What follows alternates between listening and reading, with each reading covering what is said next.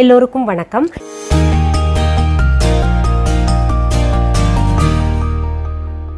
இன்னைக்கு இந்த பதிவில் நம்ம பார்க்க போகிறது ஒரு பியூட்டி டிப்ஸ். நிறைய பேர் சொல்கிறீங்க, என்ன மேடம் நீங்கள் பியூட்டி டிப்ஸே சொல்ல மாட்டேங்கிறீங்க அப்படின்னு குழந்தை போல் பிடிவாதம் பண்ணுறீங்க.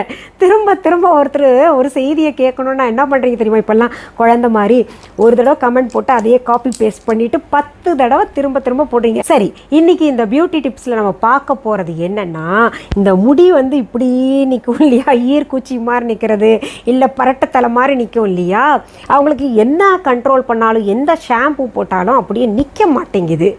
அதுக்கு என்ன பண்ணணுன்றது நிறைய பேர் கேட்டுக்கிட்டு இருக்கீங்க.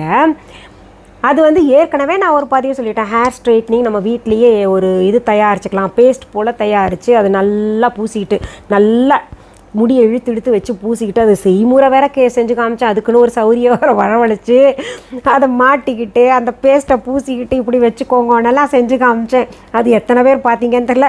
சரி, நான் இதில் லிங்க் கொடுக்குறேன், அதுவும் நீங்கள் செய்யலாம். இப்போ சொல்ல போகிறதும் செய்யலாம். இது பார்த்தீங்கன்னா எல்லாருக்கும் பொருத்தமானது, ஆண் பெண் எல்லாருக்கும் பொருத்தமானது. யார் வேணால் செய்யலாம், எந்த வயதினருக்கும் பொருத்தமானது. அதாவது பரட்டத்தலை மாதிரி இருக்கிறவங்களுக்கு, ஈர்க்குச்சி மாதிரி இருக்கிறது, ட்ரை ஹேர் இருக்கிறவங்களுக்கு அந்த முடியை வந்து கொஞ்சம் நம்ம கட்டுக்குள்ளே வைக்கிறது எப்படின்றது தான் பார்க்க போகிறோம். சின்ன டிப்ஸ் தான் அது, ஒன்றுமே இல்லைங்க. நம்ம முல்தானி மட்டி இருக்குது இல்லையா, அது வந்து ஆங்கிலத்தில் ஃபில்லர்ஸ் எர்த்துன்னு கூட சொல்லுவாங்க. நம்ம viha.online கூட இருக்குது. நீங்கள் முல்தானி மட்டின்னு போட்டாலே வந்துடும். தமிழில் போட்டாலும் சரி, ஆங்கிலத்தில் போட்டாலும் சர்ச் பகுதியில் போய் போடலாம், இல்லை ஹெல்த்தில் பியூட்டிலெலாம் போய் பார்த்தீங்கன்னா கிடைக்கும்.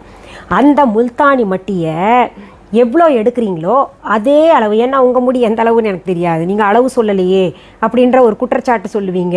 சின்ன முடிக்கு கொஞ்சம் எடுப்பீங்க, பெரிய முடிக்கு நிறையா எடுப்பீங்க. அது அங்கே உட்காந்துருக்கிற உங்களுக்கு நான் எவ்வளோன்னு எப்படி அளவுங்கிறன்னு சொல்ல முடியும் இல்லையா? அதனால் உங்கள் முடிக்கு ஏற்ற அளவு எடுத்துக்கோங்க.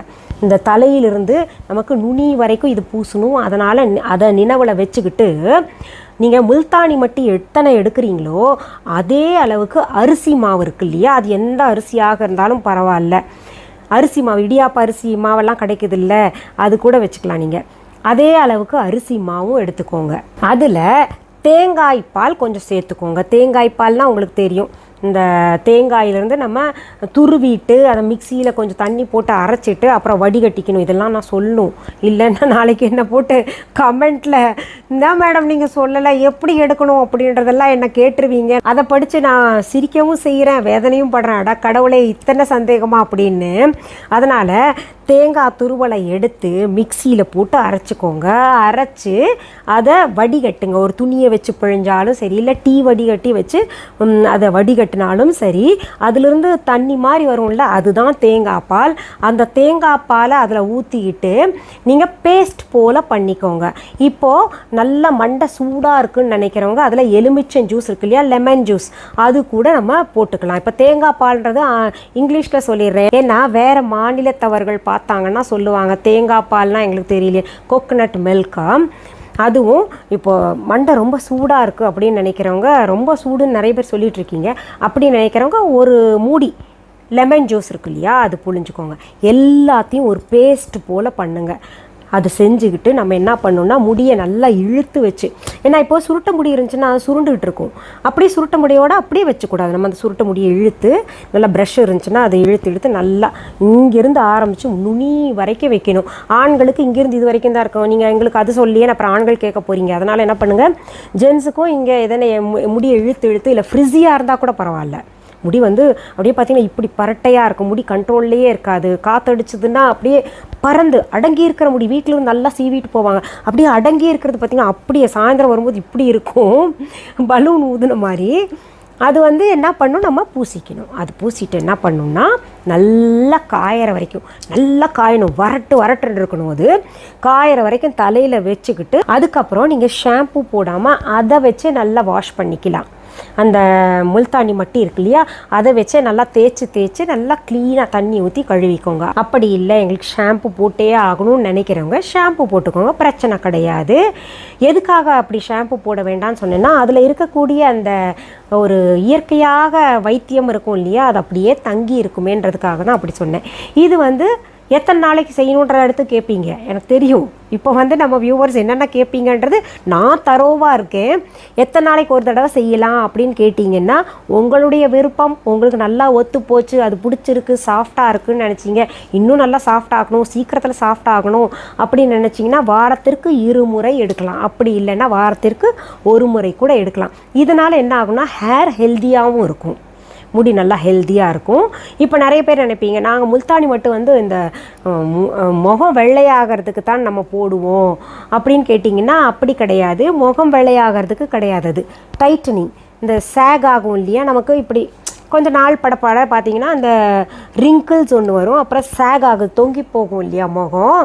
அதுக்காக தான் நம்ம வந்து முல்தானி மட்டி போடுறோம். அது வந்து டைட் ஆக ஆக நமக்கு பார்த்திங்கன்னா முகம் சின்னதாகும். நல்லா டைட்டான பின்னாடி தான் முகம் அலமணுன்றதுக்காக நல்லா போட்டு இறுகிற வரைக்கும், அது வரைக்கும் பேசவும் கூடாது, சிரிக்கவும் கூடாதும்பாங்க. சிரித்தா முகம் இப்படி ஆயிரும் அந்த அந்த முல்தானி மட்டி போடும்போது அப்படின்ற மாதிரிலாம் சொல்லுவாங்க. பார்லர்லாம் அப்படி தான் சொல்லுவாங்க இல்லையா. அதனால் நீங்கள் வந்து அது பூசிக்கிட்டு நல்லா காயணும், வரட்டுன்னு ஆன பின்னாடி அப்புறம் நீங்கள் வாஷ் பண்ணிக்கோங்க. அதனுடைய இயற்கையாக இருக்கக்கூடிய மருத்துவம் போகக்கூடாதுன்றதுக்காக தான் நான் வந்து ஷாம்பு போடாதீங்க அப்படின்னு சொன்னேன். இப்போ தலையில் பூசுறதுனால அது வெள்ளையாயிடுமோ முடி அப்படின்லாம் நினைக்க வேண்டாம், ஒன்றும் ஆகாது நமக்கு. அப்புறம் இன்னொன்று நான் சொல்லிக்கிறேன், இது செய்துட்டு வாங்க. இப்போது இன்னொரு செய்தியை நான் சொல்லிக்கிறேன். நம்ம வந்து இந்த பியூட்டிஷியன்ஸ் எல்லாம் நம்மளை நம்பி தான் வந்து நிறைய கோர்ஸ் எல்லாம் படிச்சிருக்காங்க. அதனால் நம்ம வீட்லேயே நிறைய செய்கிறத கொஞ்சம் தவிர்த்துக்கிட்டு செஞ்சுக்கிட்டு அதனால் ஏதோ ஒரு பக்க விளைவுகள் வர்றதை தவிர்த்துக்கிட்டு அவங்க நம்மளை நம்பி படிச்சிருக்காங்க இல்லையா. இப்போ லாக்டவுன்லலாம் ரொம்ப கஷ்டப்படுறாங்க, திரும்ப திறந்துட்டாங்கன்னா அவங்களுக்கு ரெகுலராக எப்படி போகிறீங்களோ அந்த மாதிரி போயிட்டு வாங்க, ஒன்றும் ஆகாது. எல்லாமே வந்து சரியாகத்தான் வச்சுருப்பாங்க, நம்ம ஒன்றும் பயப்பட தேவையில்லை. அதாவது அரசாங்கமே சொல்லுவாங்க இனிமேல் போங்க வாங்க அப்படின்னு சொன்னாங்கன்னா போக ஆரம்பிச்சிருங்க. நமக்கு தான் வீட்டில் செய்ய தெரியுமே, நம்மளே செஞ்சுக்கலாமே அப்படின்னு எல்லாரும் வீட்டுக்குள்ளே உட்காந்தா நம்மளை நம்பி படித்த அவங்களுக்கெல்லாம் என்ன ஆகும் இல்லையா. அதனால் அதுவும் போயிட்டு வாங்க. இப்போ நான் இவ்வளவு விளக்கமாக சொன்ன பின்னாடியும் கூட ஒன்றா வீடியோவை ஸ்கிப் பண்ணிவிட்டு கமெண்ட்டில் கேள்வி கேட்பீங்க, நாங்கள் எத்தனை நேரங்க வைக்கணும்னு. அது வந்து நல்லா காஞ்ச பின்னாடி வாஷ் பண்ணிக்கோங்க. அப்புறம் இன்னொன்றும் கேட்பீங்க, குழந்தைக்கு அந்த மாதிரி இருக்குது, அது போடலாமா, குழந்தைக்கெல்லாம் முடி புசு புசு புசுன்னு இருக்குது, சின்ன வயசுலேயே போடலாமா அப்படின்னு கேட்டிங்கன்னா கிட்டத்தட்ட அந்த குழந்தைக்கு ஒரு 8 வயசு ஆகட்டும். அதுக்கு முன்னாடி அந்த குழந்தைய கஷ்டப்படுத்த வேண்டாம். நம்ம அதை பூசி இதை பூசி 8 வயசு ஆன பின்னாடி அந்த பிள்ளைங்களுக்கு நான் ஒன்று சொல்லியிருப்பேன், ஹேர் ஸ்ட்ரைட்னிங்க்குன்னு பேஸ்ட் எப்படி பண்ணணும்னு, அது லிங்க் கொடுக்குறேன் டிஸ்கிரிப்ஷன் பாக்ஸில், அதை செஞ்சுட்டு வாங்க, அது ரொம்ப நல்லாயிருக்கும். இது கூட செய்யலாம், ஏன்னா இது வந்து குழந்தை தாங்காது, அது வெயிட் ஆக ஆக பார்த்திங்கன்னா ரொம்ப இழுக்கிற மாதிரி இருக்கும். இது குழந்தைங்க தாங்க மாட்டாங்க. அதனால் இதை காட்டிலும் ரொம்ப நல்ல டிப்ஸ் வந்து நல்ல ஒரு இது கிடைக்கிறது, ஃபினிஷிங் கிடைக்கிறது பார்த்திங்கன்னா அந்த டிப்ஸில் கிடைக்கும். இது வந்து 2வது, இது வந்து ஹேர் ஹெல்த்தியாக இருக்கும். அப்புறம் ஸ்மூத்துன்னு பண்ணுறதுக்கு ஒரு ஷைனிங் கிடைக்கிறதுக்காக இதுவும் சொல்லியிருக்கேன். 2ல் எந்த டிப்ஸ் பிடிக்குதோ அதை நீங்கள் செஞ்சுக்கோங்க. குழந்தைங்களுக்கு லெமன் சேர்த்துக்க வேண்டாம், சில குழந்தைங்களுக்கு ஒத்துக்கும், சில குழந்தைங்களுக்கு ஒத்துக்காது. சரி, இன்னைக்கு இந்த பதிவில் நம்ம எளிய டிப்ஸ் ஒன்று பார்த்தோம் இல்லையா.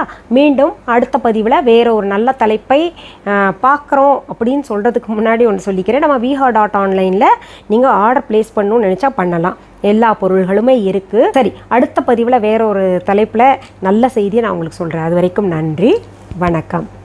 அன்பான வாடிக்கையாளர்களே, உங்கள் விஹா ஸ்டோரில் பூஜை பொருட்கள், சிலைகள், ராசிக்கற்கள், வாஸ்து பொருட்கள், விதைகள், பாரம்பரிய அரிசி வகைகள், சிறுதானியங்கள், ஆர்கானிக் பொருட்கள், மூலிகை எண்ணெய், மளிகை பொருட்கள், மரச்செக்கு எண்ணெய், மரப்பொருட்கள், வெள்ளி ஆபரணங்கள், கிஃப்ட் ஆர்டிகல்ஸ், காட்டன் மற்றும் பட்டு புடவைகள், காட்டன் சுடிதார்கள், பட்டு பாவாடை, குழந்தைகளுக்கான விளையாட்டு பொருட்கள், ஹை குவாலிட்டி இமிடேஷன் நகைகள், வீட்டு உபயோக பொருட்கள், ஜூட் பேக்ஸ், ஹேண்ட்மேட் சோப்ஸ், அழகு சாதன பொருட்கள், சிறுதானிய பிஸ்கெட்டுகள், ஹோம் அப்ளையன்சஸ், இன்னும் பற்பல பொருட்கள் விற்பனைக்குள்ளது. விஹா ப்ராடக்ட்களை நீங்கள் வாங்க விரும்பினால் அது எங்களுடைய viha.online வெப்சைட் மற்றும் சென்னை ராஜா அண்ணாமலைபுரத்தில் உள்ள எங்கள் விஹா ஸ்டோரில் மட்டுமே கிடைக்கும் என்பதை தெரிவித்துக் கொள்கிறோம். வேறு எந்த ஆன்லைன் வெப்சைட்களிலும் விஹா ப்ராடக்ட்கள் விற்பனைக்கு கிடையாது என்பதை நீங்கள் கவனத்தில் கொள்ள வேண்டும். எங்கள் விஹா ஸ்டோரின் விலாசத்தை கண்டறிய கூகுள் மேப்ஸில் விஹா ஸ்டோர் என்று டைப் செய்தால் வழியை கண்டறியலாம்.